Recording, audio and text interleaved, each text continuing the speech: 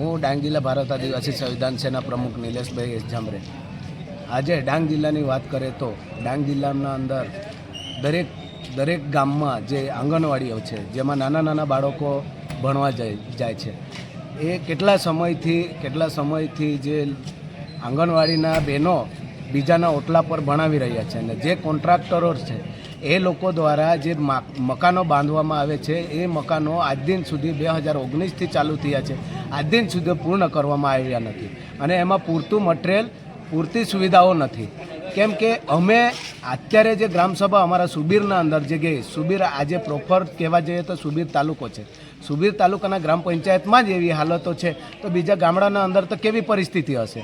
જેથી કરીને આજે હું મીડિયાના માધ્યમથી એવું કહેવા માગું છું કે જેટલું વહેલું થાય કે આ આંગણવાડીને એક તો કોન્ટ્રાક્ટરથી કામ નથી થતું તો સરકાર દ્વારા જ પૂરું કરવામાં આવે. કેમ કે વારે ઘડે જે સરકારે આ એજન્સી બનાવીને ફક્ત પૈસા કાઢવાનું કામ કર્યું છે. અમે સીધું સરકાર સામે આક્ષેપ કરી શકીએ છીએ. કેમ કે સરકારે જે આ ગુજરાત બજેટની વાત કરીએ તો 26-27નું જે બજેટ ગુજરાત સરકારે ફાળવ્યું છે એમાં એક વ્યક્તિગત, એક માણસ દીઠ, એક નાનું બાળક બી હોય તો માથા દીઠ એ લોકોએ 3,01,000 રૂપિયાનો બોજો પાડ્યો છે. તો આટલી રકમ ક્યાં જાય છે?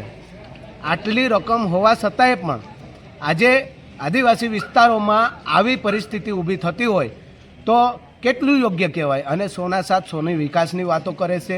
આ ફક્ત વાહિયાત વાતો છે. તમે ગ્રાઉન્ડ લેવલ પર તમારી ટીમ મોકલો જેથી કરીને તમને ખબર પડશે સોના સાથ સોના વિકાસ થયો છે કે કેમ. ફક્ત એજન્સીવાળાના મકાનો બંધાય છે, એ દર મહિને ગાડીઓ બદલે છે.